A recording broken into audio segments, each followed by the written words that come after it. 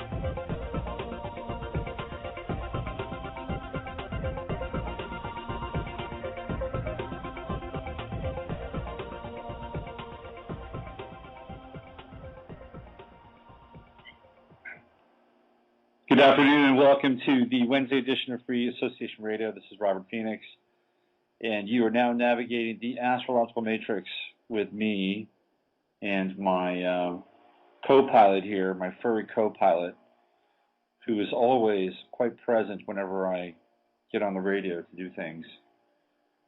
I feel like a witch. I got to be honest with you, because I have this cat that is always by me when I'm doing this. And if you look on the tarot, and you've got the high priestess, she's always got that little black cat next to her. I used to have a black cat, by the way, and he was a great cat. I loved that cat. He was a tremendous companion. Followed me everywhere. I'd walk down the street and that cat would follow me. He was like a dog. Well, these cats, they don't go outside, but they still follow me pretty much anywhere. So today is the 26th of June, and we are now in Jupiter in Cancer. Can I get a round of applause, everybody? Can we just say goodbye to Jupiter and Gemini? Thank God. There's a song by the Temptations. It's from the 1960s. It's called Ball of Confusion, which was updated, by the way, by the group Love and Rockets. Does anybody remember Love and Rockets? They used to be a part of Bauhaus. Anyway, Jupiter and Gemini was a ball of confusion. Doubles, triples, multiples, timelines, splitting, fracturing, fragmenting, flaying, fraying, going all over the place, leading us down rabbit holes, wormholes, and holy roller holes. That's what Jupiter and Gemini has been. It has been a major, and I mean a major psyop. That's what I think about Jupiter and Gemini. If you've been charting my world at all and the things that I've been doing on Facebook and on the website, Jupiter and Gemini has played a major, and I mean major role over the course of the last 14 months as it relates to the fracturing and fragmenting of society, bringing us duality at every single turn. And of course, when there's duality, there's a solution for that duality. Right? Don't worry, we have something to make it right. We have, we have something to bring it all together. We have the solution for you. It looks like a solution. It looks like a unifying factor, but in actuality, it's really not. It's still just another iteration of duality. Just closing the doors of the studio here. So we're going to look at Jupiter in Gemini today, just a little bit. We're going to take a little time trip, a little time travel through Jupiter and Gemini, send it off blessed, and welcome Jupiter in Cancer. If you're following the news at all, some major stuff has gone down today, and it has to do with DOMA. Very interesting. Apparently now same-sex partners have equal rights under the as it has been determined and defined by the Supreme Court of the United States. And there are a lot of people that are quite happy about that, that we are one step closer to a society that incorporates all lives and all life forms and all predilections and stripes, whether they be religious or sexual or racial. And on the surface, that sounds like an absolutely great thing. So there we go. It's been voted into being by a group of people, Supreme Court justices. Now, the majority of us may agree, may not agree. But the fact of the matter is that a small group of people, essentially the same group of people with a few changes, that decided that George Bush was going to become president, have now made this decision as well.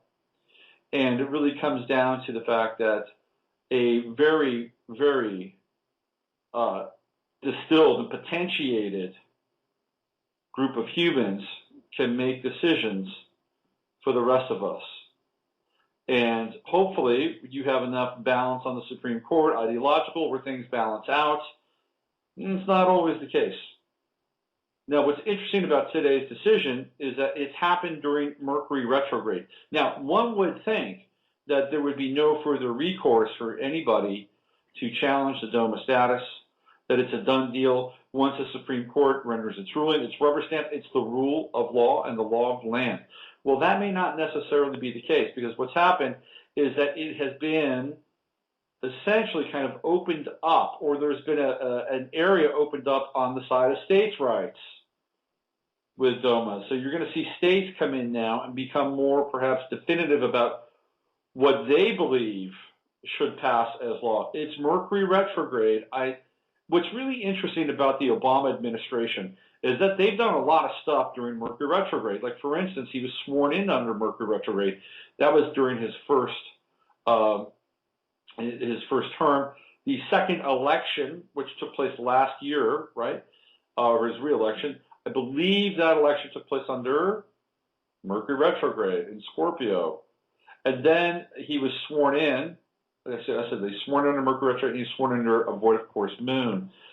So Mercury Retrograde has played a large role in the Obama administration, and it continues to play a large role as this decision was rendered with Mercury Retrograde. What's interesting is that on Monday I talked about Jupiter, Cancer, family values, all that stuff. Well, this is a way, theoretically, to expand the notion of family values. It's right at the beginning of Jupiter Gemini, 0 degrees Mars, 0 degrees Cancer.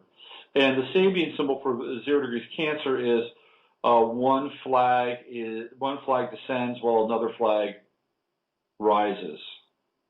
So what we have here is we have the dropping of one flag and the raising of another. So the raising of the new flag is the flag of equal opportunity, freedom, rights, and everything else that is theoretically a part of the American landscape. But what's interesting about the ruling, and what's interesting about the whole concept of freedom and rights and all the other things that go along with it, is that while we are celebrating this, meanwhile, we're still trying to work our heads around what's happening with Edward Snowden and the NSA leaks, and what rights do we have there? You know, this is always kind of the case with this country. We'll be given something that appears to be a real bonus or a boon to our relationship to the ideological landscape of the country itself, what it's like to be an American, what it's like to be a human. So we get the gold-plated apple every now and then. But meanwhile, there are other issues that are taking place that are begging to be dissected, begging to be ruled on. And part of it, or large chunk of it, is what's happening with the NSA and spying and data gathering and using that information, not now, but perhaps in the future, where the laws themselves have changed and people can be brought before a court of law. It's the CISPA court, by the way, and they can be tried on what they have tweeted or what they have written on Facebook or what they've shared in an email or what they've said over the phone. It's all part of the public record. It is, because, well, it may not be part of our public record, but there's a public record that exists about what it is that we've said and shared and who we've shared it with. But nobody's really talking about that at a high level. That's not bubbling up. That's not going to the Supreme Court, because somewhere along the way, there's been this debate where people should be willing to give up their privacy for security. It was hinted at during the Bush administration, but nobody since then in any of the ensuing administrations, i.e. Obama, and nobody has really taken that on. It's just continued to metastasize. And what happens is that the left or the progressive movement will rally around this decision, and they will create bonfires, and they will dance through the night. However, they will look the other way when it comes to things like privacy and the invasion of privacy, or they'll look the other way when it comes to the IRS coming in and looking at what you've spent and auditing your group or organization if they've been targeted or deemed unacceptable by the current administration. It's bread and circuses. That's what we've been given. And great, there are people out there who are looking for a legitimate path to marriage, and you're the same sex. You've got it. You found it. Congratulations. However, let's not lose sight of the fact that while one hand is doing one thing, another hand is doing something else. Now, the next big thing here, Jupiter and Cancer, because we're talking about families and family values, right? And we're talking about the reshaping. In many ways, this day reshapes America. One flag descends, another flag raises. The saving symbol for this day, 0 degrees Cancer. The next symbol or the next flag that will rise as a result of this is the immigration bill, which is taking place. Again, we're talking about the quote-unquote homeland, although that has such fascistic overtones, doesn't it? The homeland. Das Homeland.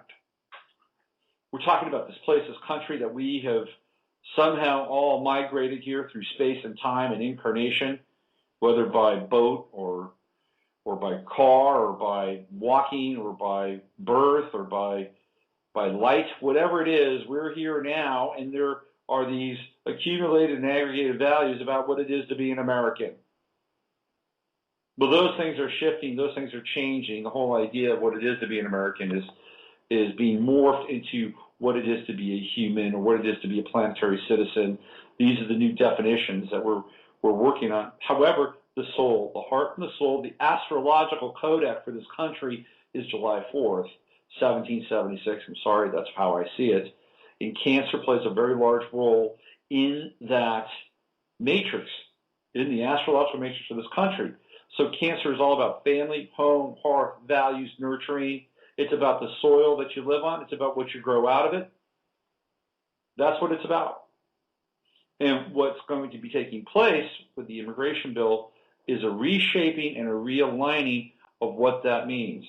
Now, some people think that it's going to be about keeping undesirables out. It's like, okay, let's draw the line in the sand. We're going to amnesty 11 million people, but everybody else, it's going to be a hell of a lot tougher for you to come through.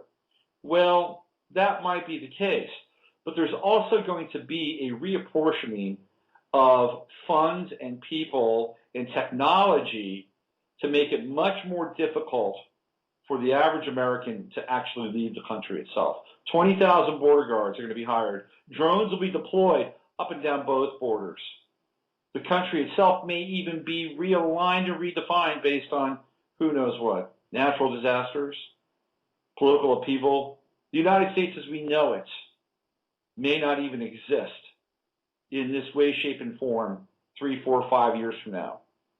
If you've seen the Hunger Games, the country has been divided into sections and sectors, districts 1 through 9, I believe, or 1 through 12. And that's kind of where this is all headed, because we are redefining not only what it's like to be an American, but what America actually is. And it's unfortunate because The country itself has taken a beating abroad, an awful beating. I know a lot of Americans, and we're good people. The people themselves were actually pretty fine. We help when there's a crisis. We care. We've opened our homes, our land. We're inventive. We're not bad people. Yeah, have crimes occurred in this country? Absolutely. There are things that still have not been resolved or reconciled, especially as it relates to the Native American culture. It's a cross on this country's back, and I'll raise my hand. I'll be the first one to bring that up.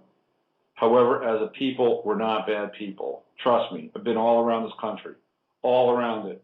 I've encountered hospitality and warmth from every single race that lives here, pretty much.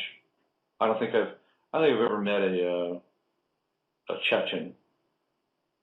However, I have encountered hospitality and warmth from just about everybody that I've run across from all backgrounds and colors and cultures. And there's something about being here that allows people to open their hearts and understand people from an empathetic perspective. That's cancer. That's what cancer does. It allows us to experience another person's walk in life with empathy. This is not a bad place. Unfortunately, what's happened is that since 9/11, the country itself has been just absolutely trashed and put through the mud. Let's go back to Abu Ghraib, okay? Remember after 9/11, we had all this goodwill. Oh my God, people loved Americans again. We weren't the ugly materialist imperialist bastards. We had suffered a great tragedy, and the rest of the world was with us. Well, it took about 2 years, really, in those Abu Ghraib pictures coming out to then completely trash and defecate on the image of America. Who would do that? What country would do that? And it hasn't gotten any better since then. We're consistently seen around the world as a global pariah, and we're being trashed. And I believe that this is actually I wouldn't call it a planned demolition, but I would say that it is part of an overall orchestration to make this country and the people in it, what's the word I'm looking for? To make us look less sympathetic. That anything that happens to the United States of America is deserved. This is what I think is occurring. And with Jupiter in Cancer, what we have now is we have an opportunity to, in some ways, correct that image, or to correct that misdirection of energy. And it's up to each and every one of us to do that. It's up to us to be able to open ourselves and to nurture and to care for other people. It's just the way it is. All right, looks like I'm losing people right and left here with my rant. So why don't we get into some readings? Let me just stop this. Let me get into some readings, and let's go from there. Let's talk, shall we? This is from the 510. This might be our friend Camille. Let's see. Hello there. Hi, you're right. It is Camille. Hey, what's going on, Camille? Oh, I am very, very interested in what you have to say about my chart, especially with me being a Cancer and the Jupiter going into my 7th house. All right, let's check your chart out. I think I still might have it here. Let's just find out. Okay. Was I coming on too strong today, Camille? No, you're making sense. All right, let's see what we got here. I have to go. I've got over 100 charts here in my library, and I have to continue to recreate them. Oh, so yeah. Let me do this. I can't see you. I might have had to do something with you. So let's do another chart for you. Hold on. Let me find somebody. Let's do the, no. I keep saying, well, who can I cut out here? Let's go this one. Okay. All right. All right. It's July the 13th, 1976. Okay. July 13th. In Los Angeles. July 13th, 1976, Los Angeles. Alrighty. What time? 6:18 in the evening. 6:18 p.m. 6:18 p.m. Okay. All right. And let's see. Los Angeles. Los Angeles. There it is, 34 degrees. And I think my Venus return is today. Let's check that out. That would be, well, I have your Venus here at 28 Cancer. July 13th. Okay. Yeah, so you're ways out. But let's look at that Jupiter. Jupiter now moved into your 7th house. You know, anytime Jupiter moves into the 7th house, it is a time for connecting with, somebody on a relational level, So it's like, if you are looking for a relationship, Jupiter moving into your 7th house is prime time, especially as it begins to move towards Mercury and Sun and Venus. When you get to the end of this Jupiter transit, which would be 2014, that's when Jupiter will be conjunct your Venus. And that is really a significant and wonderful coming together, by the way, of two people. Yeah, and then I would not be surprised if you get married, because at that point Jupiter then moves into Leo, and it conjuncts your natal Saturn in the 8th house. And my good friend Kyrie Love, he claims that the 8th house is the house of marriage. And so, you know what, that makes sense to me. Okay. So, you are in alignment with Jupiter to meet somebody and connect with somebody and start. And it's not just connecting and meeting and connecting, but it also embraces family. It embraces, roots. Mercury is retrograde right now, and I would not be surprised if somebody from your past comes back into your life, or there's a relationship that restarts, something along those lines. Now, I'm not saying that would be the relationship that would carry the, and Jupiter would be the symbol of that. But it also brings up to you with Mercury retrograde relationships that worked, relationships that didn't work, why they worked, why they didn't work. It's, Cancer, of all the signs, is the one that's the most sentimental. And it tends to travel and time trip in the past, whereas Capricorn, travels and time trips into the future. So there'll be some interesting times for you over the course of the next 3 weeks as Mercury goes retrograde, in reliving, replaying, reassessing other relationships you've had. And I believe that that's actually a good thing for you, because you can clear some of that out. And places where you've made errors, you can forgive yourself. Places where other people have made errors, you can forgive them. Places where you saw that if you had done maybe one or two more things, that you might have been able to salvage your sanity or your emotion if you'd gotten out early or stayed longer. Whatever those things are, I think there's a real capacity for healing during this time. And then once Mercury moves forward again, and then Jupiter eventually, it'll be, I think they're close, they're very close at one point, then you'll be able to kind of reconcile the potential for relationship along with the history of relationship. There's a kind of a zero point effect. Now for you, Jupiter will actually conjunct your Sun at the end of the year. I believe Jupiter gets up to 20 degrees. You're going to have a Jupiter-Sun conjunction in the 7th house. You're never more attractive. Okay. People want you. People want to be with you.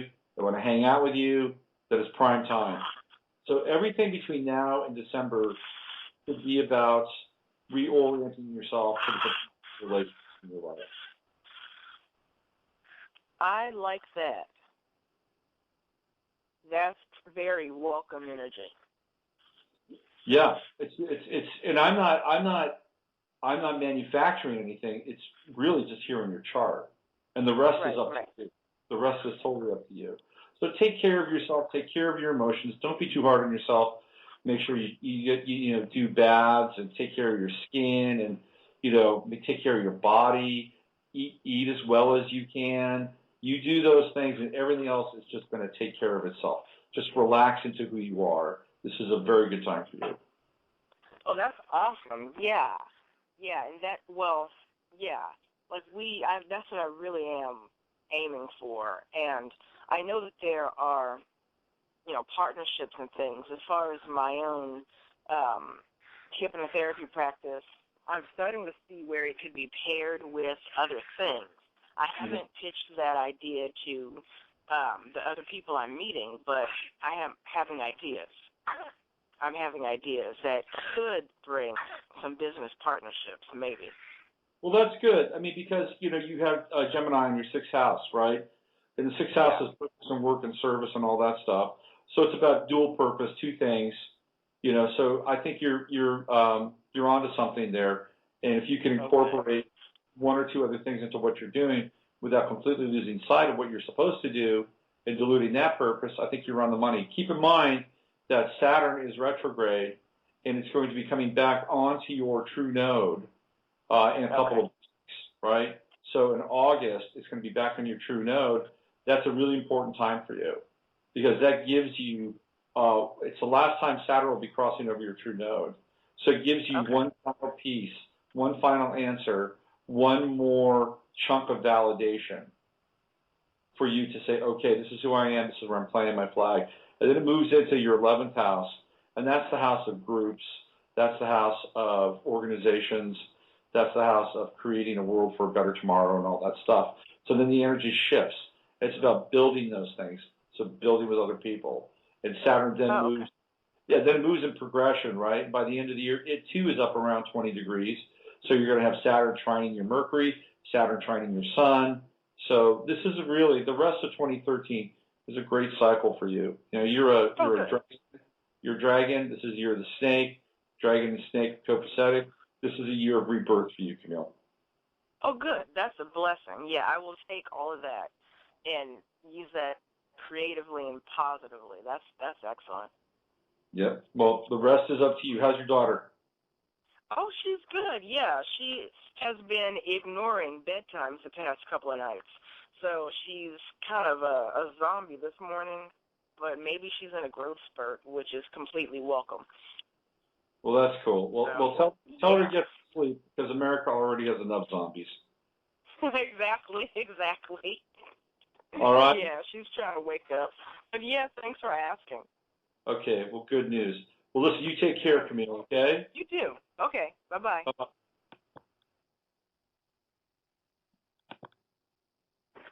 Hi there. You're on the air.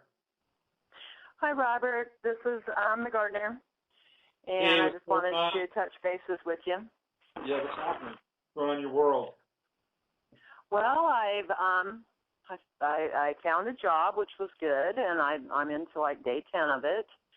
And I thought Mercury was going retrograde more tomorrow, but I'm glad I've taken care of a lot of business with Mercury retrograde, on the horizon the past few weeks. So, but I don't know. I still feel very off balanced. I don't feel secure. Well, what kind of job did you land?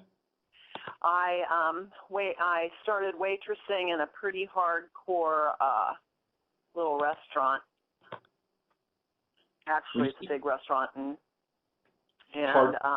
or does that mean that like it's really professional and performance driven? What is hard? No, it's really busy and massive turnover, good money flowing, and things like that. But and it's full, it's I forgot about the little petty tyrants and the waitress world and coworkers and stuff like that, and I've been reminded of it, and I'm watching my P's and Q's really carefully, and but needing to hopefully progress into something more my speed. So can you see where I'll be at? I really noticed the entry into of Jupiter into my first house at 0 degrees. That's right. And the thing with restaurant work, which I've done a lot of restaurant work, and the restaurant world is one of the most incestuous places on the planet. Everybody's in each other's business. People are sleeping with each other. People are drinking with each other because it's very intense. There's a lot of activity that goes on in the restaurant, and there's a lot of it's almost like war in some ways. You know, you bond with people in a restaurant in ways that other people just don't bond. So the challenge for you is your sixth house, which is your house of service and work and all of that stuff. And you've got Sagittarius very prominently anchored in that sixth house. And part of what you are about in this lifetime is being authentic, right? Sagittarius is very blunt. It's trying to find its own truthful path in this world. So the one thing I would share with you is that while you're there, try to watch your Sagittarian tendencies in terms of telling people what you think is right or proper or true, okay? Yeah. Think of this as being a part-time, temporary position for yourself, okay? Right. Don't latch onto this as it being, you know, your present and your future, because it's not. All right, it's not. You're just there right now. Make some money, get some cash flowing in, right? Probably get a free meal a day because they feed you at the restaurant. And I would be very selective about who I would bond with and make friends with, but I wouldn't necessarily be a lone wolf. So think of this as being temporary. With Jupiter coming into Cancer in your first house, you're in a Cancerian environment. People are getting fed. That's one of the things restaurants do. And I like to feed people. I do. So you're in that Cancerian world of feeding people and nurturing their experience. So you can't really deny the fact that Jupiter is actually having an impact already in your chart. Now, the thing that you want to do is you want to be able to kind of match it up with what you really want, which is either, you know, maybe being in the gardening position or in a nursery or something that allows you to be in an environment where you can be authentic, where you can be truthful to yourself and honor that kind of Sagittarian bluntness and the honesty and working with people and things in a way that is congruent with who you are. Because if you don't do that, you're always going to run into problems. Now, Jupiter is at 0 degrees. It's in a trine with your sun in Pisces, right? So it's a wide trine. But over the course of the next few weeks, it's going to be in a much tighter trine. To me, that represents opening potential for something else to come into your life. So don't close yourself off and don't shut yourself off because the trap with the restaurant, I used to work in restaurants, so the trap with the restaurant is that we are always, not always, but many times we're defined by what we do. So if you think that you're going to be in that job now for the next 6 months or 12 months or 2 years, what happens is that you can become despondent, depressed, and, you know, feel like it's really kind of a yoke around your neck. So the key for you is to, again, see this as temporary, but not temporary to the point where you no longer care. You want to be able to care. You want to be able to do a good job. You want to be able to be professional, but see it as something that's temporary in your life. And meanwhile, you've got to keep your prospects open. You've got to keep looking, okay? Yeah. Because you want to keep that wave with Jupiter trining your sun. That is tremendous potential. Your sun is in the 10th house. Jupiter's in the first house. Expression of self, who you are and what you do for a living and bring to the world. They become aligned. They are congruent. And that happens all within the next 3 to 4 weeks. So you need to keep your options open. Yeah. Okay? Now, with Mercury going retrograde in my second,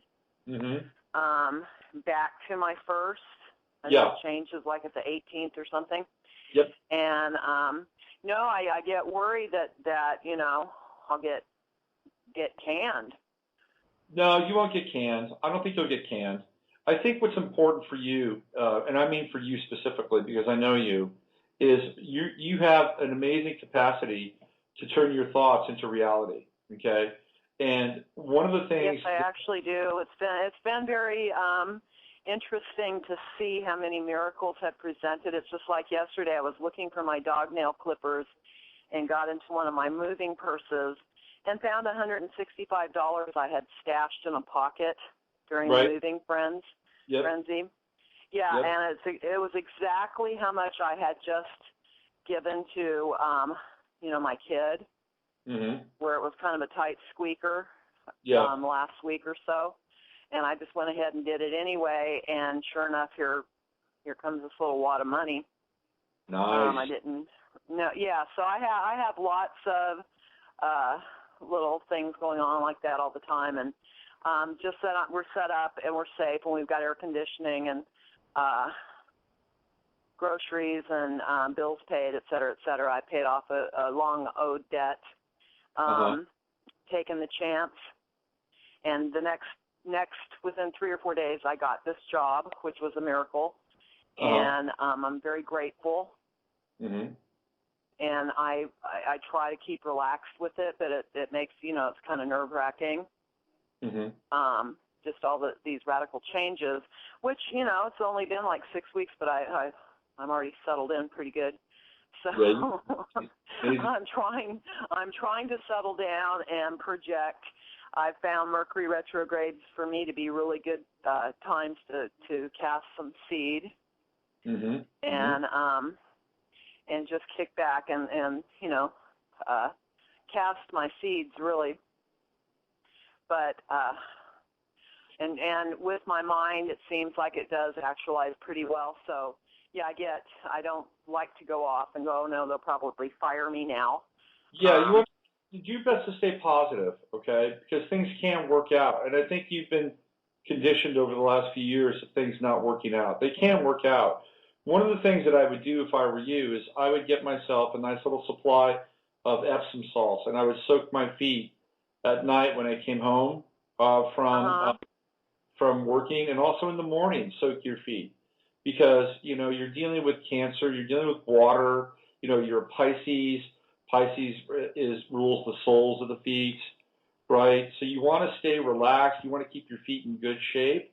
But it's also, a sense of renewal when you stick your feet in that water, especially. Oh, Robert, I just did my toenails, took off my green toenail polish that I was using to remind me to make money.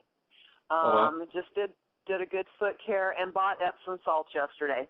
Beautiful. You're on the right path. Just do it when you get home at night and do it in the morning, because what you're doing is you're renewing your souls, right? You're renewing your souls, or you're renewing your soul at night and during the day. And you want to stay fresh. You want to stay fresh every single day, because you don't want any of the thought forms that are negative to creep in. You don't want any dark self-fulfilling prophecies. Those days are over for you, right? And you want to stay open. And staying open doesn't necessarily mean that you have to be scattered or fragmented. So keep your options open. Continue to look for things that you really like. Be grateful for the job that you have. Keep your souls intact and nice and soft and pliable, and do your job, and do it with a sense of professionalism, and be open. But don't be open to the point where you're being overly friendly and intimate with people. Okay. Yes, I was reminded of that. I had some great advice years ago by a professional civil servant, and he said, don't ever confide anything personal to anyone you work with for a year. Right. Yeah. That's how long it takes for people to really show themselves, who they are and what they are, and I do remember that. Well, if you follow some of these steps, I think what you'll do, Gardner, is you'll attract the opportunity to you that you really want, and and you've attracted an opportunity that's very important for you in the present, and can be very helpful. But ultimately, you want to move towards that thing where you can just, sink your fingers into it every day and just say, I'm eternally grateful for this to be a part of my life. And that's possible. It is not impossible, and I know that. So just hang in there with what you're doing. Take care of your souls. Work. Be professional. Give thanks. Don't let the negativity creep in, and allow the universe to come to you. Okay? Oh, thank you, Robert. Thank you.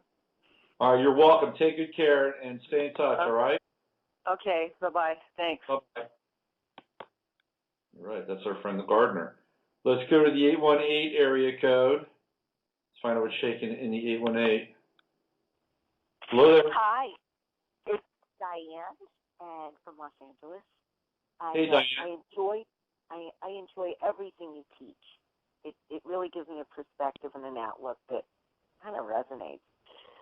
Oh, good. Can I give you my birthday to turn some good Sure can. too?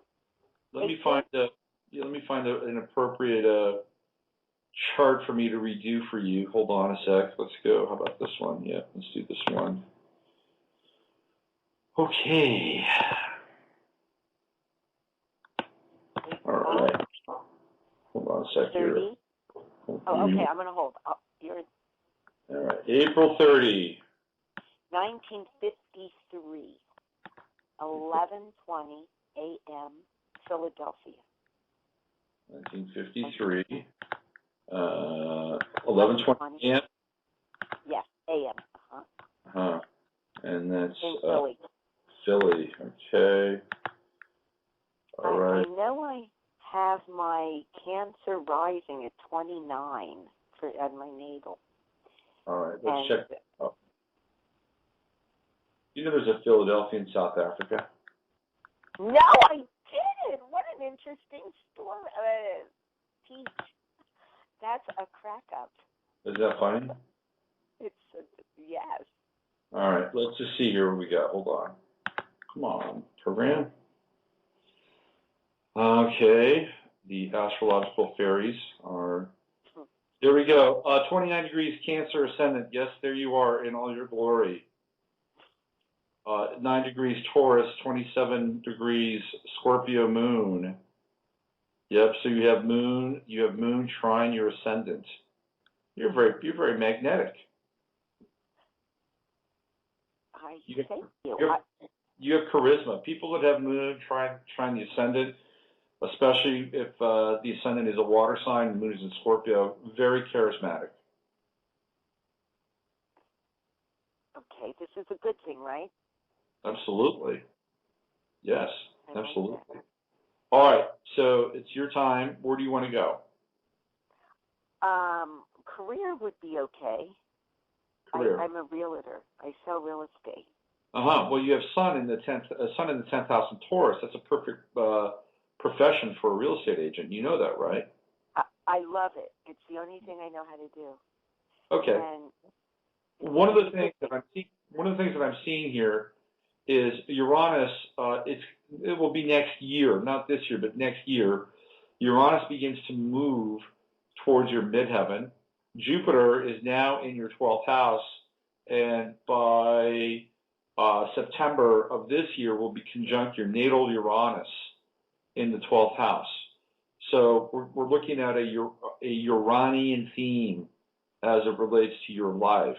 What does that mean? Well, in terms of your work, if you love being a realtor and want to continue to be a realtor, one of the things that both Jupiter and transiting Uranus will do is they will bring you closer to tools that are not just contemporary, but kind of ahead of the game when it comes to real estate, marketing real estate, finding prospects. So one of the things that you may want to do is you may want to look at any kind of emerging technologies, whether they're software, whether they're app-based, anything that you can use that is ahead of the curve, that's going to help you determine either prospects, that's going to help you determine neighborhoods that are up and coming, anything that allows you to get out in front of other people,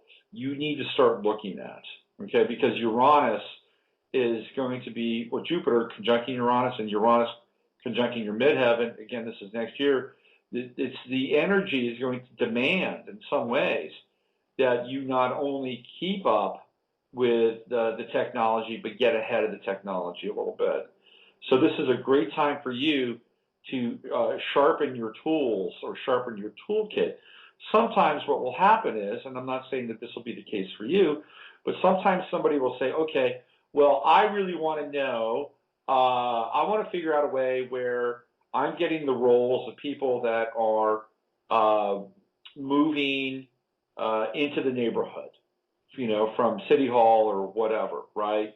And as a result of that, you could use that information. You usually want people moving out, but people moving in, there's a whole other series of things that they're going to be needing, repair people, plumbers, blah, blah, blah, blah, blah, blah, blah. But let's just say you do that. You want to be able to get that information. And it's like, okay, well, what can I do with that now? How can I surface that? Oh, well, what if I put together an app, and now this app that allows other realtors or other people that are in the home business, contractors, subcontractors, tradespeople, to go into an application and immediately find out everybody that's moved into an area within a 45 or 50-mile radius. Now, all of a sudden, you're sitting on some type of technology that's really interesting that you can, license or sell or whatever that is. So I guess what I'm saying is that you wind up looking at how technology can change the face of your business and what you do, and you might even go beyond just using it. You might wind up even developing your own bit of technology. So technology and getting into the 21st century as it relates to your career, I think, is essential, because what Uranus does is if you don't, and it's like it goes along with any other aspect of astrology, if you don't honor it, if you don't work with it, it will work against you, right? So what you don't want to do is you don't want to be caught sort of behind the curve and dealing with things that are coming up in your industry that you're not really prepared for. And now you've got a whole wave of, it's kind of like this. I'll give you a story, okay? It has nothing to do with real estate, but it has to do with taxis and car service. So, in this country, we've depended on traditional taxis for many, many years. And what happened is that you'd call up a yellow cab or checker cab, say, I need a cab, and they'd come get you. Or you would be on a street corner and you'd hail a cab. Well, with the advent of the smartphone and apps, there are now services where people are driving around and have their app open, and other people will hit the app and will say, hey, I need a ride, and a private party will come and get you, right? It happens to me. I understand that. Exactly.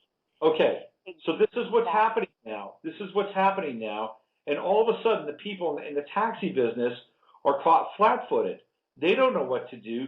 They're trying to go to lawmakers in order to change things and get the laws back into their hands so they can basically run their routes and have unimpeded competition, or the competition is going to be put back into the box. So I guess I'm sharing the story with you as it might relate to what you do and the trade and the profession you're in. Have to honor Uranus. Have to honor Uranus in Aries. It also, by the way, Uranus in Aries is very much about the individual, and it's very much about using the individual skills, talents, and abilities for one's own, one's own goals. So I don't know if you're working with somebody now, but perhaps a year from now you'll be on your own. Maybe you'll create a virtual real estate agency where there is no office. It's just agents reporting to kind of an online experience. This is the stuff that I'm talking about. And if you can begin to wrap your head around that, I think it will not only serve you, but it will recreate what you do. Because in order for you to continue to do what you do, you need to recreate it. Now, Pluto is right now moving backwards. It's retrograde. It's going to trine your moon, okay? I'm sorry, your sun. It's going to trine your sun. Your sun is at 9 degrees Taurus. Pluto gets back to 9 degrees by November of this year. It's in the 6th house. Pluto's transiting your 6th house. So again, it's about transforming your purpose, your service, what you're doing, your work. The Pluto Sun trine is very powerful and could give you a very strong boost of not only confidence, but an infusion of money and support and people recognizing what you do and willing to work with you and empower your goals, dreams, visions. That would be actually a really interesting time for you to start a new company or start a company on your own, okay? Because you would get a lot of support for that. So I'm seeing a lot of really positive things happening in your chart. You're going to have a Saturn-Moon conjunction, excuse me, but that's not until later, 2014. And the Saturn-Moon conjunction can be a little tricky. It's generally a time where people tend to be more isolated emotionally, and because Moon is in your fifth house, the fifth house of romance, you may be really rethinking the whole idea and notion of romantic love and companionship, whether you have it, whether you don't have it, what it means to you, how it impacts your life force since you have Moon in Scorpio. You might even go through some jealousy at that time. Professional jealousy can often result as a Saturn-Moon conjunction in Scorpio, specifically because you're dealing with like Jupiter and Mars and Taurus, which are related to real estate. But that's not until next year. In the meantime, sharpen your tools. Get into the 21st century. Look into new things that will reshape and recreate what you do, and you'll be really surprised, I think, with what happens. I love that reading. Thank you so much, and I'm going to benefit from everything you shared. Well, good. That's great. So when you start your Fortune 500 company with virtual real estate, I'd like to have at least 2.5% of that. Oh, are you good at that? Why not? You give it, you get it back, and you gave it, so you earned it tenfold back. Well, thank you, Diane. I appreciate you calling up and checking in with us. And best of luck to you, okay? Thanks, Rob. Bye. Let's go to the 707 area code. Part of my old stomping grounds. When I say 707, I mean stomping as in grapes, because this is wine country. Here we go. Hello there. It looks black because the sweep operator here sucks. The what does? Hello? Yeah, Dave. Hello. Oh, I'm sorry, I'm listening. That's all right. You're on the air. How's it going? Oh, I'm doing all right. How you doing? I'm good. You're calling from the 707. Is that Napa, Sonoma, Calistoga, Santa Rosa? That would be Napa, sir. Napa. Right on. So, yeah, I was just talking about the 707 being close to my stomping grounds, stomping being grapes and the wine industry. Thanks for calling in. What's your name? Oh, my name's Jose. I'm sorry, what is that? My name's Jose.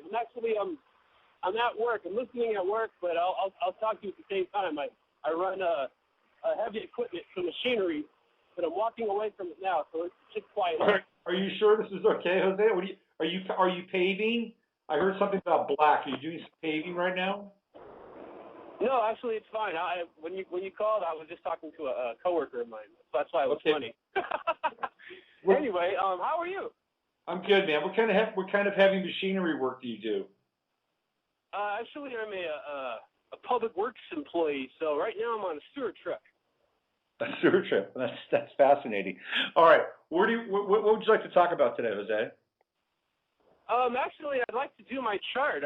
I've been actually trying to call you in or call into the show for a long time, but as they always say, the planets were never aligned properly because while you're on the air, I'm normally here at work, so I got to do something in order to be able to break away and talk on the phone. And I thought today was it, and I actually I called earlier and was waiting on the line, and then all of a sudden I got the sewer call, and I was like, oh man, see, but it looks like it worked out anyway, so that's excellent. So when is your birthday? My birthday is July 5th, 1975. Okay. All right. And where was that? That was in Victoria, Texas. Victoria, Texas. Okay. Yes, sir. All right.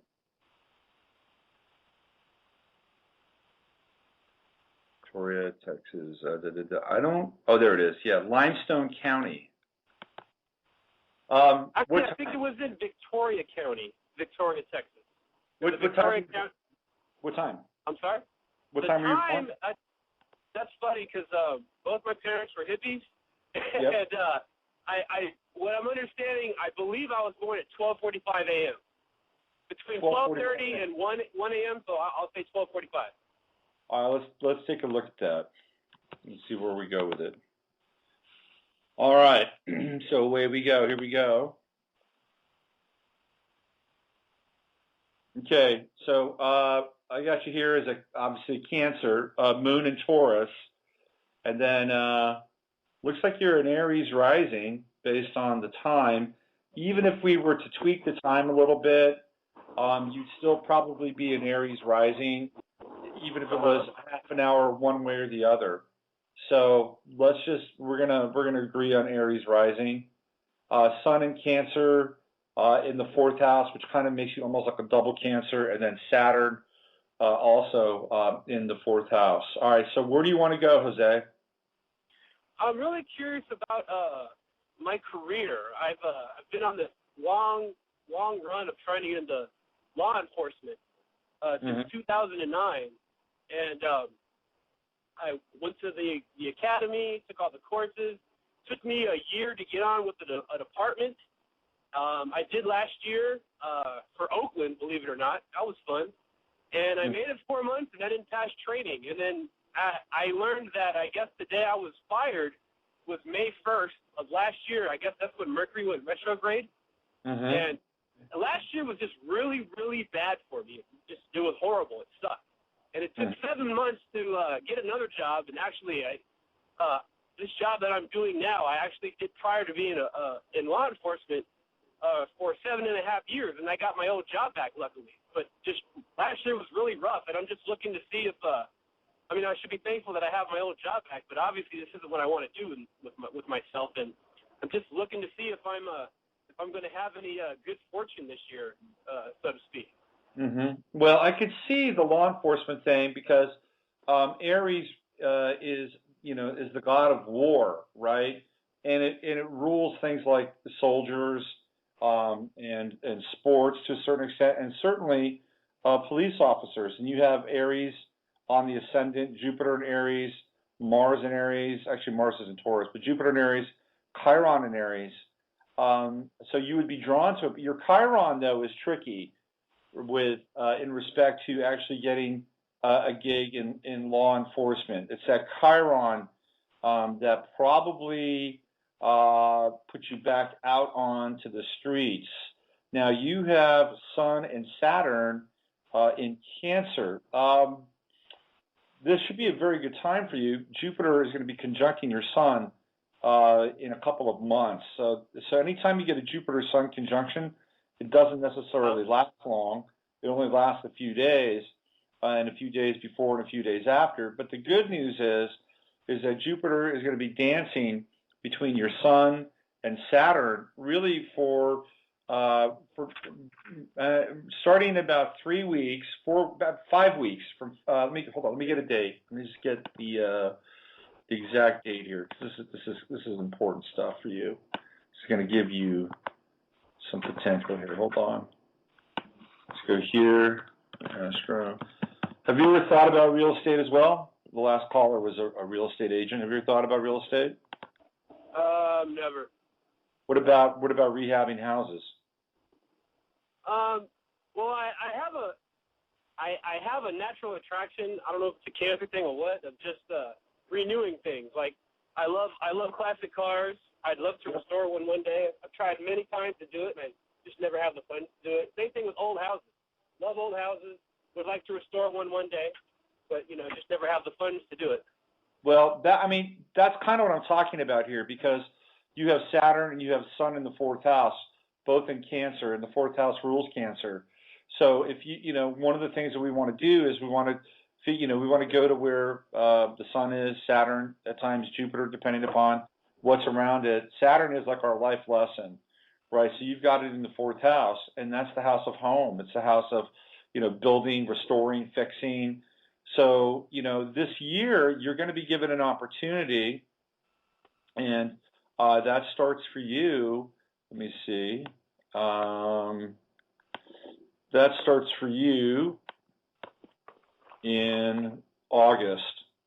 So you want to look at like around the 22nd, 21st of August, and then leading up maybe about August 11th through the end of August, okay?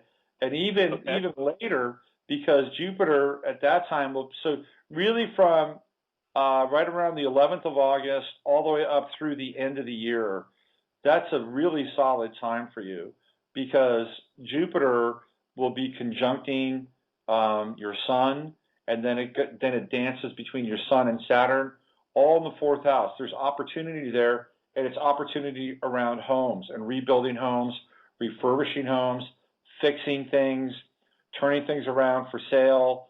So maybe you start small. You know, maybe it's not a home. Maybe it's an old motorcycle, and you turn it around, and you fix it up, and you cop the money from it, and you just keep upgrading until the next thing you know, you put together a little pile of cash, and then you can buy yourself, you know, like maybe a little 2-bedroom bungalow. You turn that around, you flip that, and you just keep going and going and going. You have a wave of opportunity coming towards you. That's what I'm saying, and that really starts to happen in middle August. Okay. Oh, excellent. Yep. So Absolutely. maybe then I should like purchase a house or something. If you have the money, if you have the wherewithal to do it, you know. Yeah, it always boils down to that, right? Sometimes, you know, but here's what's really interesting about life. I mean, sometimes people, you could run across the right person, you know, and let's say you're at let's say you're at a crab feed or lobster feed on 4th of July, right? And you meet somebody who says, yeah, I've got this old house out in Sebastopol, and just needs a lot of TLC. I don't have the time for it. I'm not quite sure what to do with it, blah, blah, blah. You say, hey, I love houses. I'd love to work on houses. And you go, really? And the guy says, yeah. Well, let me take you out there. And the next thing you know, you're out on the property, and you'll say, hey, how would you like to be a partner in this? We'll do some sweat equity. You put the work in, I own it, we'll flip it, and I'll give you some money. I mean, those are the kinds of things that this Jupiter transit could bring to you. You just need to be open to them. Does that make sense? Yeah, no, it completely does. I just need to pay attention to what's going on around me. Pay attention, not only to pay attention to what's going on around you, but also be open, you know, to possibility and potential, because Jupiter expands wherever it goes. And for you, it's in your 4th house. And then you have Saturn transiting your 8th house, and you have your true node right there, 0 degrees in Sagittarius, but Saturn is transiting your 8th house. And a lot of times when you get into the 8th house, you're dealing with other people's money and other people's resources. So that could actually be an interesting transit, especially when Saturn moves forward and begins to trine your Sun at 12 degrees. Now you have Saturn and Sun working towards one single goal, one single aim, which is regeneration, regeneration of home, regeneration of family, and even regeneration of your own purpose, which is what your Sun in Cancer is. So this is going to be a good summer for you, man. Excellent. That sounds great, because like I said, last year was horrible. I couldn't understand it. I was like, here it is. This is what I've been trying to do. Everything's going to be straight. You know, I always try and make a financial plan. I'm really horrible at it. And I'm like, all right, this is what we're going to do with our money, with more money than I'm being as a cop. And all of a sudden, it just all fell apart. And then just flipped around 180 and became worse and was totally broke. And I was like, oh, my God. You know? So last year was really bad. So this is really good news. I'm really glad to hear this. Well, the tide is definitely going to turn. So just hang in there, and you're going to have a tremendous birthday this year. Trust me on this. You're going to have a really good birthday. Awesome. Yeah, awesome. Your birthday is the start. Your birthday is the start of a new Jupiter cycle for you, because you're going to have a solar return and a Jupiter return at the same time. So count your blessings. Stay open, and make sure you've got plenty of tools to do some building. Okay. Will do. Okay. Thanks, Jose. Sir, I appreciate it. Okay. Bye-bye. All right. Bye-bye. All right. Nothing like taking some time away from the good people of Napa County and taking up one of their public servants for a few moments in time. Let's see. It's 1:04 here in Austin, Texas, where it has been hot as hell and going to be hotter over the course of the next few days. Just trying to navigate my way back to the radio board. Let's see if I can find it here. Where is it? I've got tons of windows open. That's what happens. I just keep these windows open. I'll get there. I promise. I promise. There it is. I feel like Hansel and Gretel, with little crumbs going out of the forest in these windows and tabs. I've just found my way back home. Let's go to the 646. Hello there. Hi. Hi. Good afternoon. Good afternoon. What's your name? My name is Kayla from New York. Kayla from New York? Yeah. Oh, Kayla, how are you? I'm good. With Jupiter now in the sign of Cancer, I wanted to know what do you see regarding relationships in my chart? When's your birthday? It's August 30th, 1973, and I was born in New York, and my time is 2:25 p.m. 2:25 p.m. Okay. New York, New York.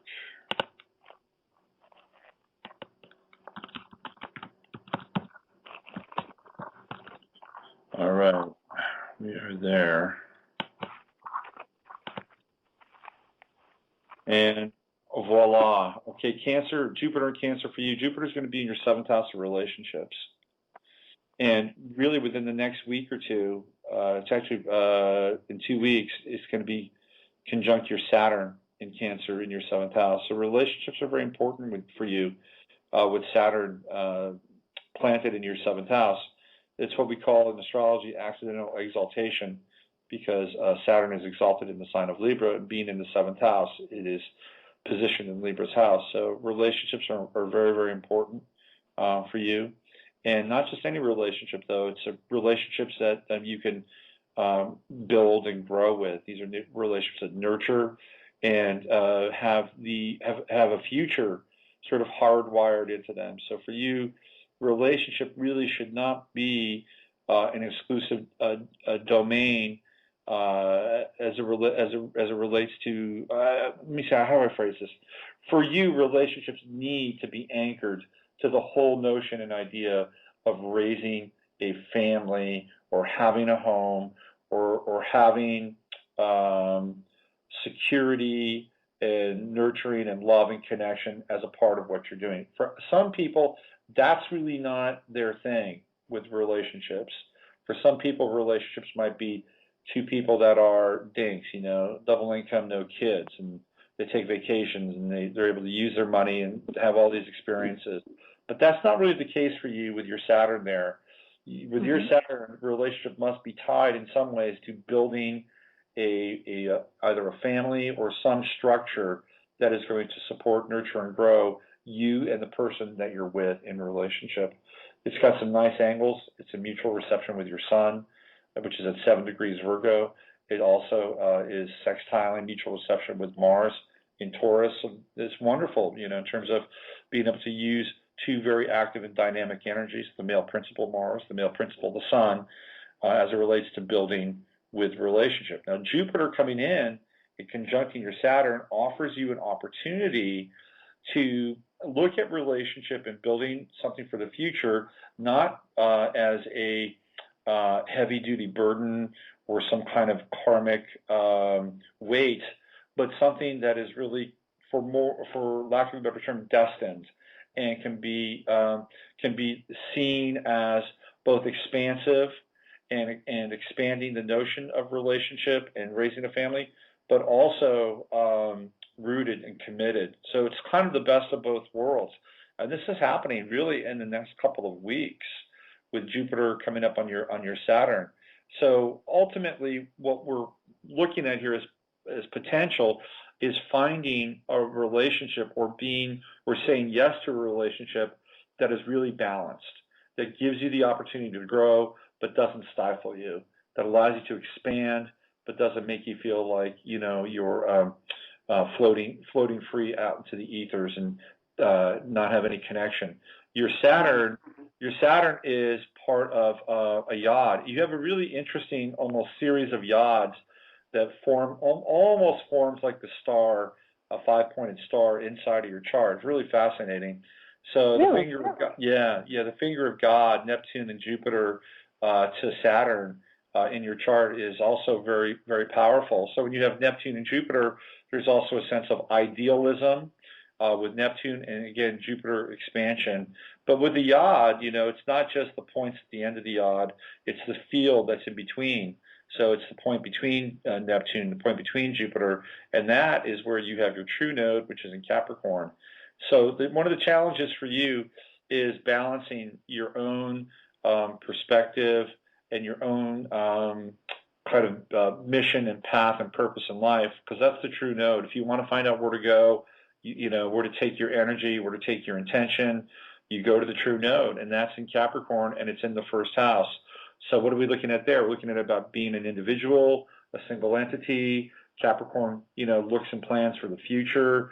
It's very, in some ways, it's very corporate. There's a lot of CEO energy that's wrapped around Capricorn because, that basically represents being able to plan ahead and look at things like budgets and fiscal restraint and all that stuff that we associate with Capricorn. So that's part of why you're here. You're here to be kind of an individual, single entity, to really find out who you are and test the world and to build something. But on the back end of that, you've got your Saturn, in Cancer. So you need a successful relationship to really round that off, okay? And with Jupiter coming into your, it's already in your 7th house, but as it gets closer to your Saturn, the potential for that to happen is more evident than any other time in your life. Are you currently with somebody? I am with someone. He's actually a early degree Scorpio. He's born on the 25th of October. Uh-huh.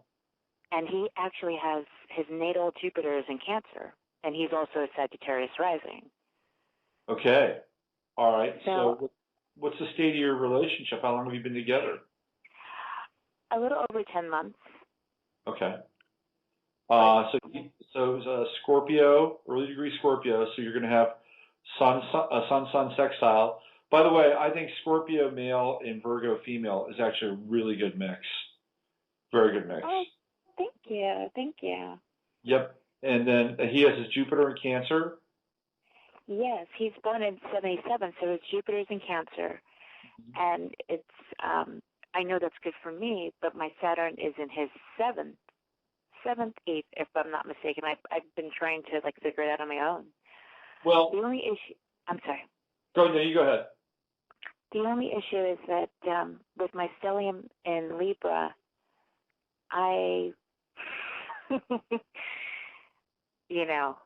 the Saturn in Cancer and the stellium in Libra can be a little bit, it can be a little rough at times.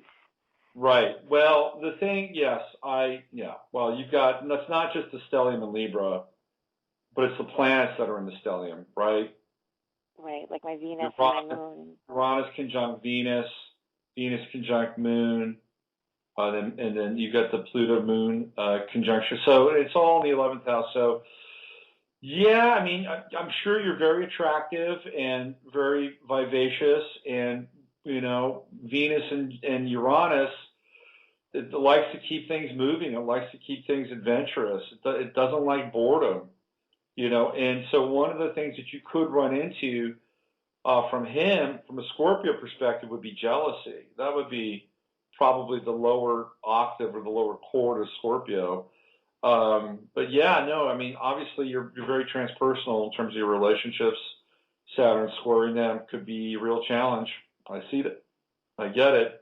But you do need relationship. I mean, whenever you have Saturn in that 7th house, it's like, that's your anchor. And I don't know what the algorithm is for you to figure this out and allow you to be kind of that, Libra and stellium social butterfly, and yet at the same time honor a commitment and not feel trapped. I don't know quite what the secret sauce is, okay? But that's something you'll have to figure out. But I do think that what we can look at and agree upon is the Jupiter-Saturn conjunction that's coming, because it has the potential of expanding the whole concept of relationship, commitment, and rootedness. Now, Jupiter is interesting because it also will be squaring your Pluto at the same time. And the Jupiter-Pluto square is very dynamic and almost volcanic in some ways, because it presents itself with a rush of opportunity, okay? So one of the things that you may run into is that all of a sudden, all these people could be very attracted to you at the same time, which might be challenging for that Saturn. However, there's also the potential and opportunity with the Jupiter-Pluto square that you would have new insights into your relationship together. And that could mean, do you guys live together? No, but, we're not even, it hasn't been solidified. I just asked him the other day. I was like, what is this? Like, I know we care about me. He tells me all the time, but I'm like, what is this? Yeah, I think one of the things that the Pluto-Jupiter square, and that's happening soon, right? It's happening in the next few weeks, would be tabling this whole idea of living together. Really? So, yeah, absolutely. Yeah, because something's going to have to give with the Jupiter-Pluto square, because one of the things you're going to have is you're going to have a lot of opportunity. I mean, people are going to be very interested in you, and so, and I'm not saying that he would want to move into you in order to track you or do something like that, but you're going to have to do something with the energy. There's something with the energy that you're going to need to anchor and hopefully take to the next level. And again, Cancer is home, right? It's home. It's like living somewhere. And Saturn it's challenging, but it could also be very dynamic and help you really build some things. So one of the things that I would do, you don't have to obviously move on it, because we're going to be moving into Mercury Retrograde, but exploring the potential of actually living together would also be honoring the Jupiter on your Saturn and the square and dealing with the energy. So that's something I would at least think about. If you can't solve that square, you can't solve the need for variety and just your own kind of natural glamour and the attention that comes along with it, then you're going to have to find another way to kind of reroute that energy, anchor it, root it, and do something else with it. Because I think if you were to get into a domestic situation, and if it was the right one, then I think it could be very fruitful for you. But also the type of domestic situation that would be good. Do you live in the city? Do you live in New York? Yes. Yes. So something that would be kind of outside the box. You've got Aries in the fourth house. Uranus is there. So having some kind of living situation that is unusual. May not be a live workspace, but it might fall into that category. It's a place that is kind of creative and kind of outside the box a little bit, and you're going to have Uranus running through your fourth house for a while. So, the faster you find a living situation that is unique and kind of individualistic in some ways, without being mutually exclusive of being in a relationship, that will be kind of a bonus for you. It'll make your home life a lot more exciting and fun and interesting. So maybe it's not even the home life. Maybe it's kind of the neighborhood that you live in. It could be an up-and-coming neighborhood. It could be something where people are, kind of pushing the boundaries of maybe food or cuisine or living space, something along those lines. You've got to stay interested in where you live. That's very important with Uranus in the fourth house. I do, because we both live in the same borough. We both live in the same vicinity, actually. So I'm in agreement with you on that one. But my only thing is my moon's in Libra and his is in Aries, and then we both have Venus in Libra. Mm-hmm. So, and his Mars is in Cancer. So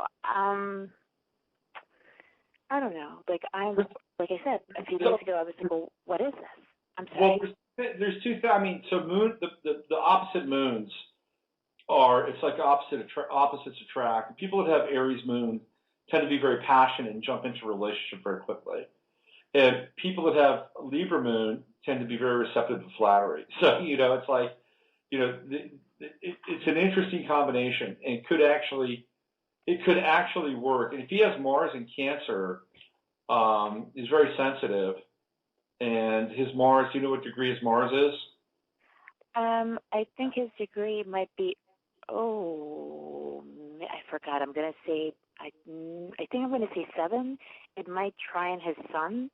Okay, so if it's 7 degrees, it's going to be over your Saturn, which is good. It's like after your Saturn, right? It's still conjunct, but it's past your Saturn by 5 degrees. A lot of times when you have a Mars-Saturn conjunction, there can be a great deal of frustration.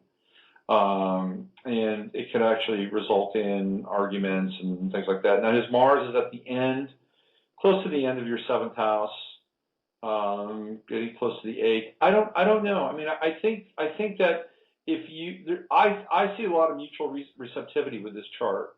That there are a lot of things happening that are interesting and potentially even very good, especially if you both have Venus in Libra, because Venus in Libra allows each of you to understand what the other person needs in relationship. That's what happens with Venus and Libra. People with Venus and Libra have an ability to show what they want in relationship. And if the other person picks up on it, then they'll reciprocate. So the whole idea here for the two of you is to show what you want, show what you need, and make sure the other person is paying attention.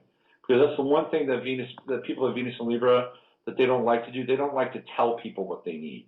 They just don't. They will show it. They will show it. I'll tell you how they show it. They show it by playing music that they like. Oh, this is the kind of music I like.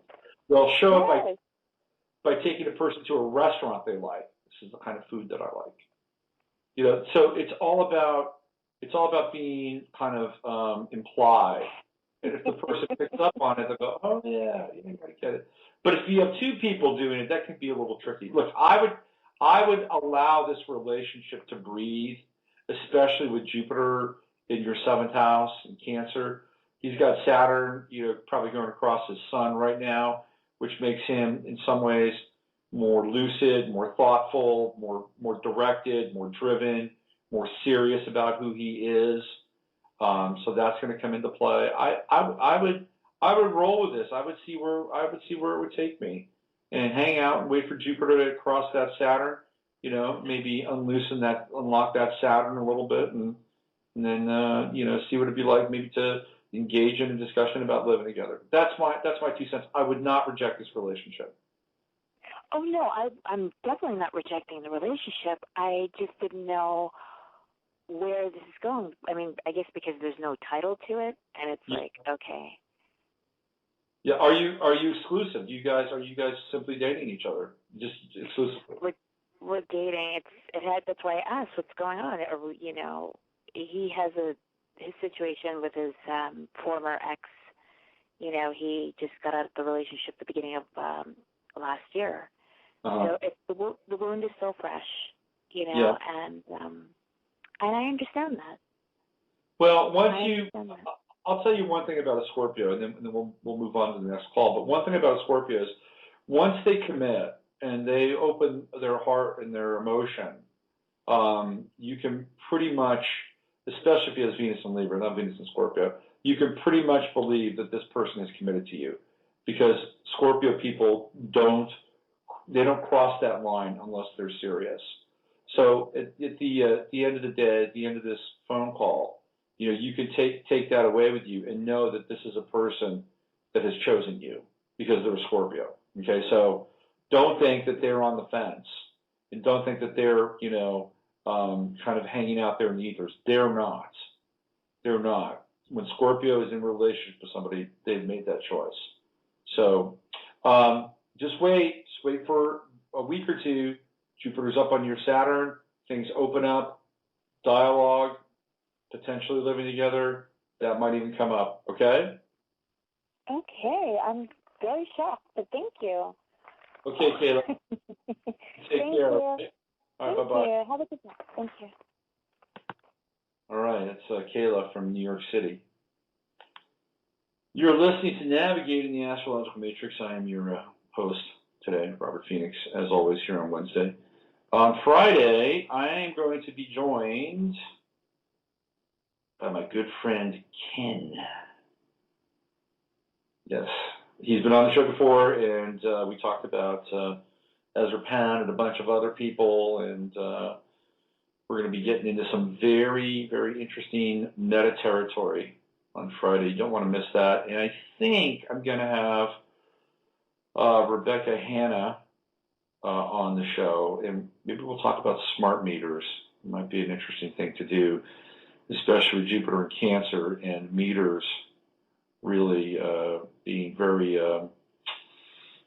being prevalent in every single home, and smart meters becoming even more prevalent. So maybe we'll bring Rebecca on. And it's either this Friday or next Friday, I'm going to have Shauna Holm on, and we're going to talk about entheogens from the feminine perspective and finding oneself after there's a divorce, and how entheogens can lead one to a more lucid perception about who they are and what's happened and where they're going. She has a book out, and it's either going to be this Friday or next Friday. I got to figure out the timing around that.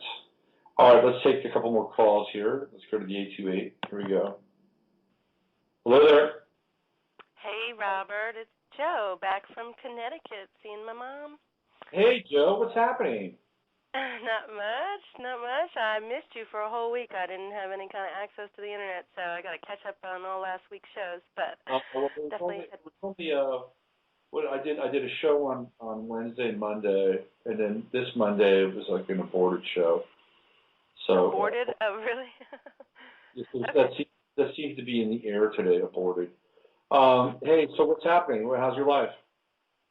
It's okay. It was a great week in seeing Mom, and quite a blessing. A lot of gratitude, bittersweet, kind of sad in a lot of ways, but also wonderful. And got to go by my old childhood home, which is completely gutted, and that was kind of appropriate, down to the bones of the 2x4s, you know, nothing there to even remind me, but fitting, you know.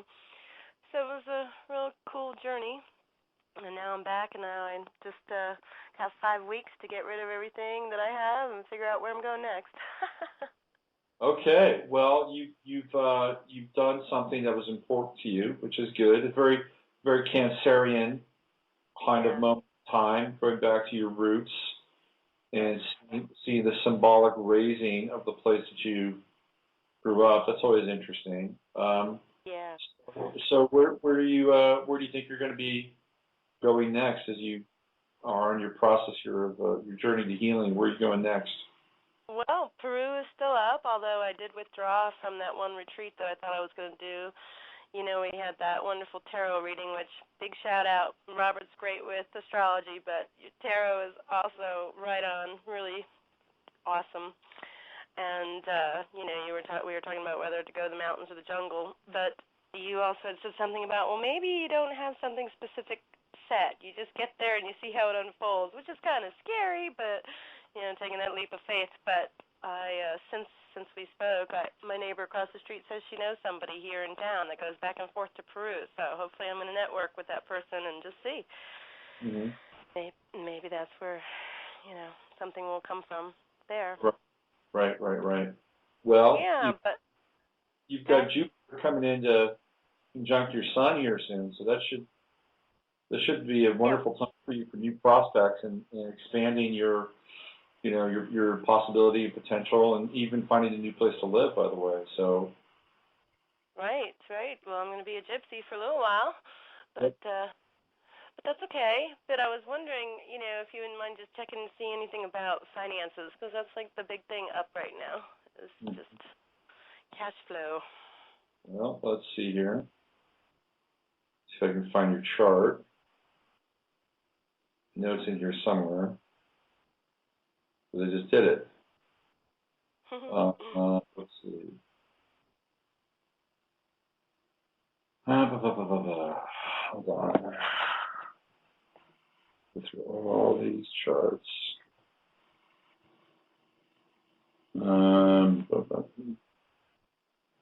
So when is Jupiter going into Cancer today? Yes, it's here today right now.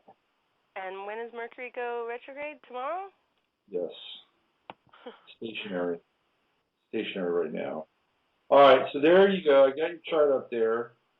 Let's see, finances. Well, I think that what you want to do is you want to look at Jupiter's relationship with your other water planets, Saturn and Chiron over there in the 8th house. And, I think when Jupiter gets up to around 14, 15 degrees, you've got that nice Saturn-Jupiter trine. And when Jupiter gets to 20 degrees, you get the Jupiter-Chiron trine. And I think that is a period for you where you get some financial reinforcement. You have to face your fear a little bit. You have to face your fear, but if you face your fear with a sense of, kind of gratitude, abundance, and faith, you're rewarded because that's Jupiter getting in there and kind of tweaking Chiron a little bit. Chiron and Pisces, 8th house, great shadow material. Chiron and Pisces. Yeah. But when Jupiter comes in there, what it does is kind of, especially at the midpoint between Chiron and Saturn, it will stimulate those aspects in your chart, but in a way, it will also stimulate to heal and resolve, because both of those are involved in that really intense T-square with the Uranus-Pluto opposition, and then Jupiter, of course, squaring both of them up there at the top of your 11th house. So Jupiter in Cancer brings a little relief to that situation, but it will also trigger some of your fears, and it will, because Jupiter expands, right? That's what it does. And so the trine will bring relief, but it will also expand any kind of latent shadows, any kind of latent and unresolved and projected trauma. It's going to trigger that a little bit, but it's not going to trigger it in a traumatic way. It's going to be in a way that you can release, okay? Yay. And I think that anything that comes to you in terms of finance and abundance also is related to your being able to release. So the more that you can release, the more that you can let go, the more that you can surrender and relax into your present situation, Jupiter is going to really, sort of breathe and resonate throughout the rest of your chart. You're going to get help from friends too, right? Your friends, your network, people are going to be willing to extend their hand, like the neighbor. Hey, I know this person who travels to Peru. It's stuff like that. So you also you don't want to necessarily get hooked on serendipity, because sometimes people do, but serendipity will be a player in your life. I don't know. I see a really positive stretch coming for you here, especially as it relates to, your 8th and to some extent, or actually a large extent, your 2nd house as well, because Jupiter is going to be sextiling Pluto, going to be sextiling Uranus. So is this over like the next 2 weeks, or? No, this will be basically through August of this year, right? Through August, and then it moves up to like 20 degrees and higher in September, October, November, and then it moves backwards again, retrograde. So I would say that you're on a pretty good run here through September. Very strong, very fluid, very harmonic. You want to stay open, and it will, like I said, Jupiter will tweak your fear just a little bit, but but again, these are soft angles, so there's a lot of release involved. Okay, a lot of release. Yeah, I'm like leaving my apartment where I've been for 7 years at the end of July, and I'm like just letting go of stuff, so much stuff, books and mementos and all that other crap that's just stuff, the gathering dust, and it's about cutting loose and releasing. That's really where it is, shedding the skin. I'm a snake, and we're in the year of the snake, so. Yep. And then, Jupiter's trining your moon now, too, so that's good. It'll give you kind of a stronger sense of your own emotional strength and stability. So this is a good time to be able to make a move like this. Well, that's great to hear. Well, I just had to call in and listen to you. I was jonesing for my Robert last week. But it's great to hear your voice again and connect. Thank you. Well, you're welcome, Joe, and carry on. As Led Zeppelin once said. Zeppelin said that? Carry on? I think so. Crosby, Stills, and Nash. Carry Hey. on. Love is coming to us all. That's right. So, listen, have a great journey, and check back in and tell us how you're doing, okay?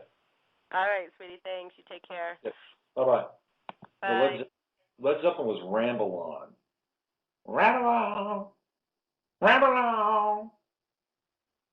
It's kind of like Carry On, except instead of Carry On, it's Rambling On. Let's go to Gemini Diva 71. Hello there. Hello, how are you? Good. Thank you for holding. Hi. I called you last week and you had given me such a wonderful reading about what was going on in my chart. I needed to call back to touch base because a lot of what you said, I'm beginning to see it come into play right now. Okay. So I wanted to see what you can see for me as far as my finances as well, how things are going to play out, because I know you kind of touched on travel last week. Okay. You need my date of birth? Yep, I sure do. Hold on. Okay. Let me get a new window open. Where am I going? No. Let's go. Yeah, right there. Okay, hold on. Okay, go ahead. Okay, 6471. Hold on here. 6471. Okay, June. And I was June 4th, and I was born at 3:50 p.m. About 3:50 p.m. Okay. In Lafayette, Louisiana. All right. Lafayette.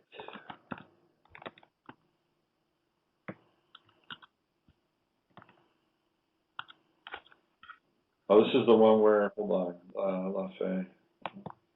This is where I had the problem with the spelling. I remember this one. Lafayette. Iowa. Illinois. There it is. Yes. All right. Deanna. Okay. All right. So the finances, that's what you're asking about here? Finances? Yeah. All right. Well, let's see. 3:50 p.m., June 4th, 1971, Lafayette, Indiana. Correct? No, Louisiana. Oh, Louisiana. Oh, okay. I wanted to make sure. I wanted to make sure. Okay, hold on. There we go. Let's see.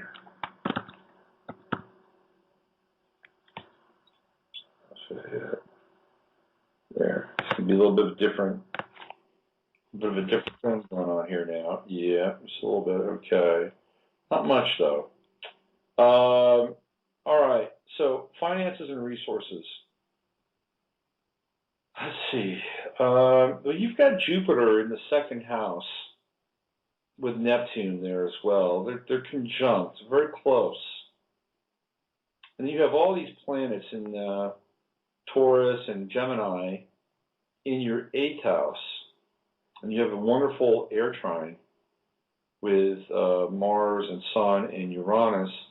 The thing with air trines is that the thought is very, very important. Okay, so the first thing you want to come correct with anything that has to do with finances, are your thoughts. You know, because you have the capacity to manifest thoughts very quickly. Very, very quickly.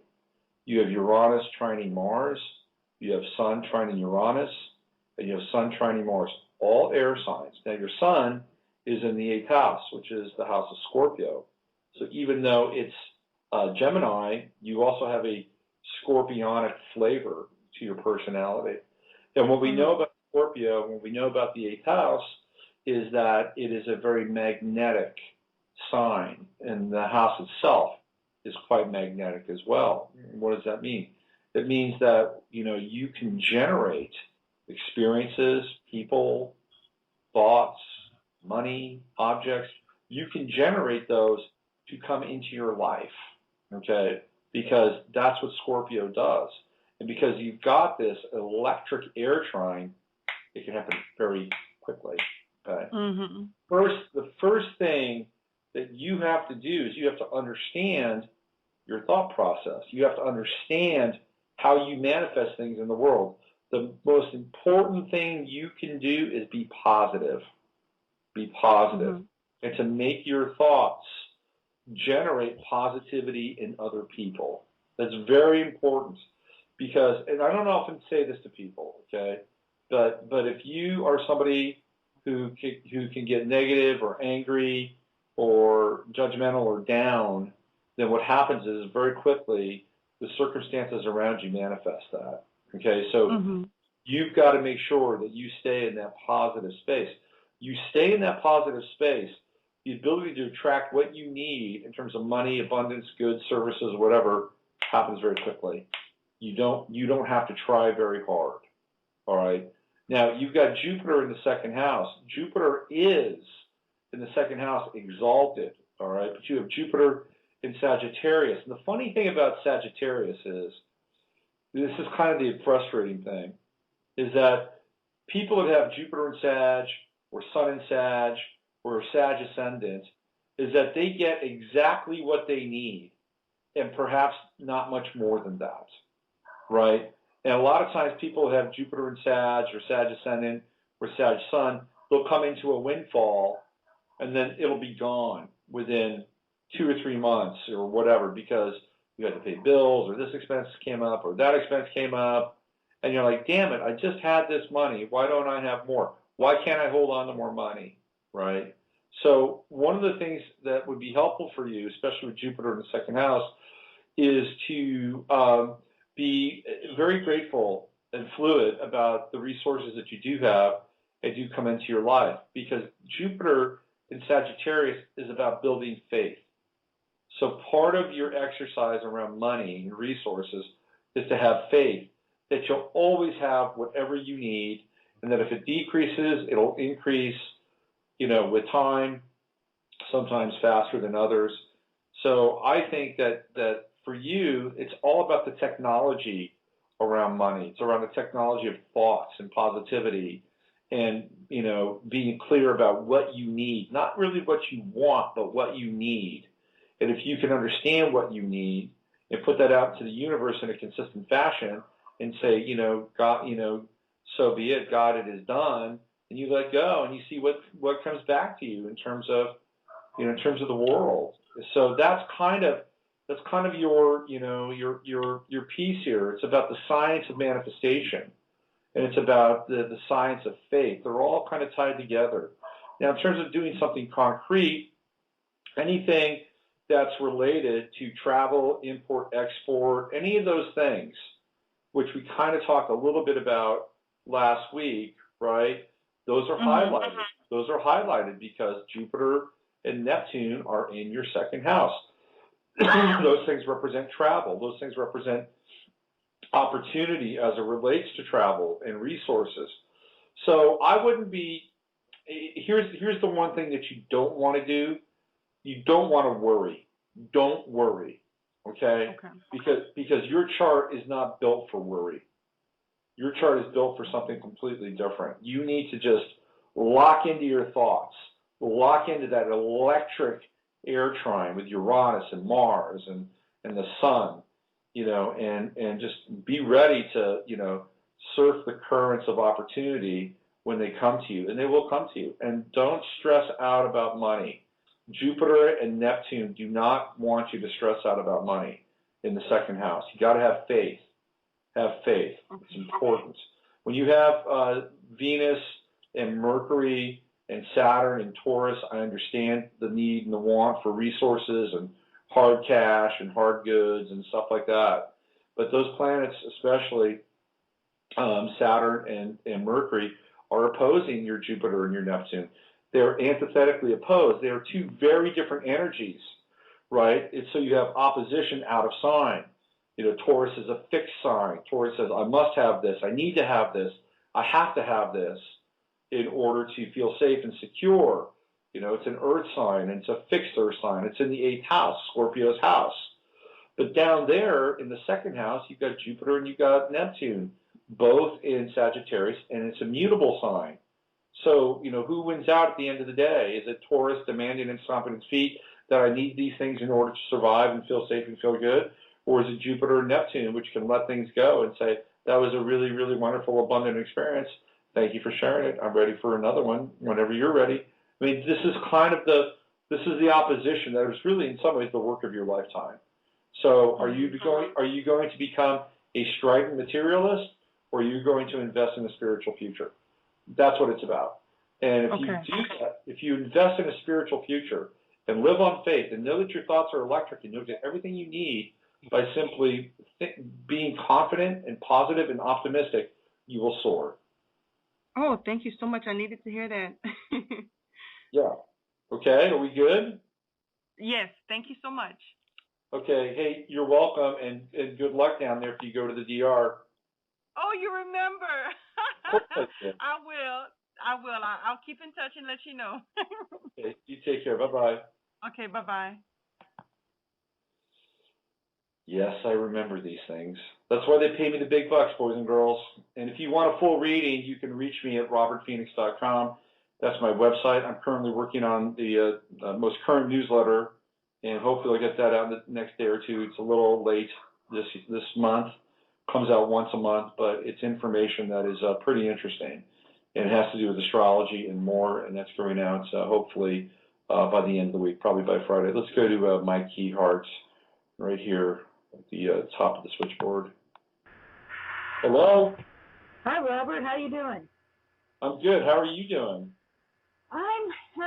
I've been in a flux for a couple of months. I had to leave where I was living, and I actually manifested a car.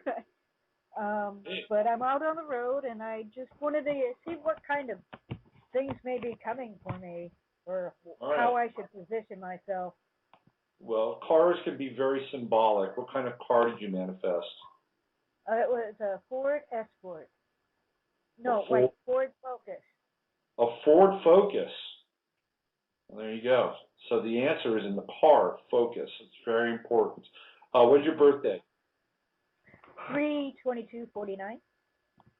3/22/49. 3/22/49. All right. And what time were you born? 10:30 p.m. 10:30 p.m. Okay. And where was that? Toledo, Ohio. All right. Toledo.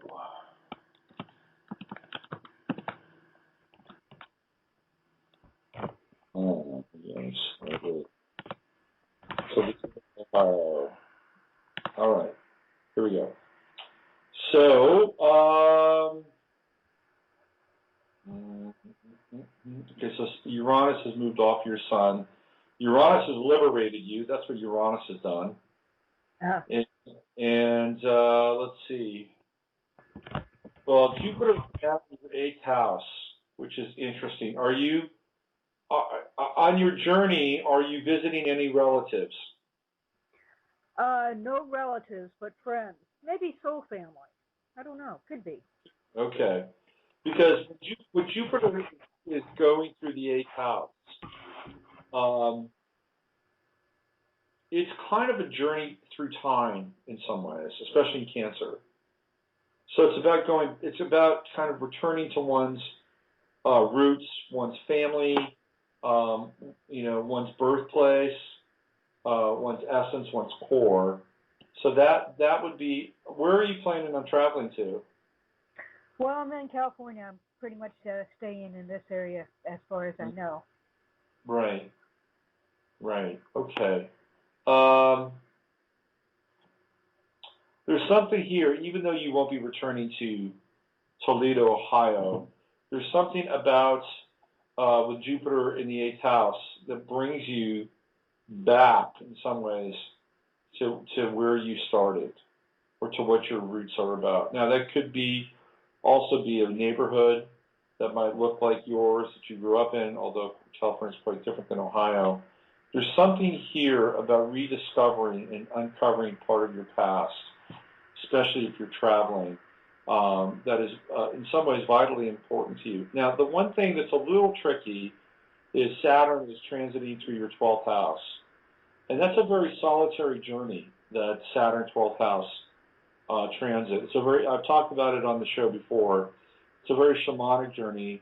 It can be quite lonely with Saturn in the 12th house. So one of the things you don't want to do is, you don't want to isolate during this time. It's important not to isolate or feel like you're hung out there alone. So one of the things that I would recommend, where are you currently in California?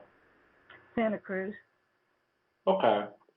I have these friends that go to this silent retreat, and it happens all year round. It's a silent retreat, and it's free. I think you get to stay for like 2 or 3 weeks, and they feed you and everything. The only deal is you can't talk. Okay. But that would actually be a very good thing for you to do with Saturn going through the 12th house in Scorpio, because it would also in some ways get you in touch with Jupiter transiting your 8th house. It would take you back to, because one of the things you would do during a retreat situation, you would retrace your steps, who you are, where you come from. Maybe you would replay some tapes, you get all that stuff out until you're able to get present. So I don't know if that would interest you, but that would be a very affordable and contextual way for you to experience Saturn in your 12th house. Now, Saturn does not stay in your 12th house for long because it's moving, and it's moving pretty quickly. So if we go to the ephemeris, what you want to do is you want to emerge from that chrysalis, that cocoon state, which is at, let's see, your ascendant, looks like it's 16 degrees. So we want to find out when Saturn emerges, because when Saturn hits your first house, it's a very different. You want to be somewhere, right? You want to be somewhere. You want to focus and really kind of plant your intention with Saturn in your first house. So okay. With 16 degrees, that's going to be November. Okay, November. Okay. So you essentially have between now and November to get in touch with your soul, for lack of a better term. Okay. And the silent retreat could be a very interesting way to spend some of that time. Is that something you're interested in? I am. I think you actually had mentioned that before, but I couldn't find the information on it then. Why don't you send me an email, robertphoenix@robertphoenix.com, pretty easy. Yeah. And send me an email, and I know people that have gone there, and I'll get you the information. Okay. And like I said, the great thing about it is that it's free. Yeah. That's right up my price line. Yeah. All right. So I don't think you can really, in some ways, move forward until you make this Saturn journey through your 12th house. And once you do though, you're basically Saturn will have gone all the way around your chart, right? 28.5 years. So you'll be. It's kind of, when Saturn hits the ascendant, it's kind of like a rebirth in some ways. Ah. Yeah. Okay. Okay. So you have now, between now and the end of November, or middle of November, for you to continue to gestate and crystallize. Because really what you're doing with Saturn in 12th house is you're concentrating and processing all the experiences you've had for the last 28 years. Wow. Okay. Yeah. And then it moves into the first house, hits the ascendant, chrysalis cracks, moves into the first house, that's where you plant, because that's where you focus. So I would stay fluid until then. Okay. Okay? All right. Thank you so much. Send me an email, and I'll send you that info. I sure will, Robert. Thanks so much. Okay. Take care of yourself. Okay, I will. You too. Okay, bye-bye. Bye-bye. All right, let's go to, I've only got 6 minutes left in the show here, so let's go to one more call. Let's go to the 203. Hello there. Hi, it's Anne from Connecticut. It's Anne. What's going on, Anne? I was calling you to verify what I think about something. What do you think of optional car repairs, door lock, electronic type thing? Wait until after Mercury Retrograde, like the end of July, you know? Can you get It's by only with one of them. It's really weird, yeah. It's like the back one, although you know what? That door was hit in 2007, and it was reconstructed. And it is a 2007 car, and my birthday is 27. So I probably should wait until July 27, right? Why not? Why not? Yeah, I think, yeah, I mean, look, I don't think, if I had to do a repair in a car during a Mercury retrograde, I might consider doing the locks versus the engine. Because the locks are they're a little bit different. Now, you could get locked out of your car, maybe. Well, right now it's just one of them, which is really weird, you know. So you can't lock that door? Well, if I manually push it, I can hear the rod extending, so it will work with the key on the outside, yeah. But when I'm driving at lower speeds, it just keeps trying to lock all the locks. It triggers that, you know, automatic lock mechanism. Oh. I think you should look into it. Yeah, go ahead, do it anyway, even though retro. Yeah, I do. I would roll the dice. Yes. And the reason I would is because I think it could have greater ramifications in your electrical system, and it may just be the locks for now, but it could spread, right? And you know, the next thing you know, you're driving down the road, and you know your car shuts down. I mean. So I would have it looked into. What kind of car is it? Honda CRV. Honda CRV. Well, you know, it's not terribly pricey. It's not like you're driving an Audi or something. But I would look into it. I would roll the dice on that, Ann. Oh, then I'll do that. Okay. All right. Thanks a lot. Okay, bye. Okay. Bye. All right. Well, that was easy, man. All right. So you've been listening to Navigating the Astrological Matrix. I'm Robert Phoenix. I'm your host and your navigator. And that's it. We've reached the end of the road. I wanted to talk more about Jupiter and Cancer, but there were so many people wanting readings today. And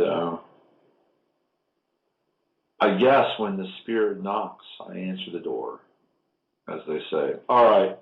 I'll be back on Friday, and we'll have some great information to share and exchange on Friday. And that's it. Use your head to discern what's real, your heart to when it's possible, and I will see you on Friday. You've been listening to Navigating the Astrological Matrix. RobertPhoenix.com is where you can find me, and enjoy Jupiter and Cancer. Why don't you go take a bath with somebody? That's the best way to do it. Go take a bath with somebody in Jupiter and Cancer. I'll see you on Friday. We are living in a computer-programmed reality, and the only clue we have to it is when some variable is changed and some alteration in our reality occurs. We would have the overwhelming impression that we were reliving the present, déjà vu, perhaps in precisely the same way, hearing the same words, saying the same words. I submit that these impressions are valid and significant, and I will even say this: such an impression is a clue that at some past time point a variable was changed, reprogrammed as it were, and that because of this an alternative world branched off.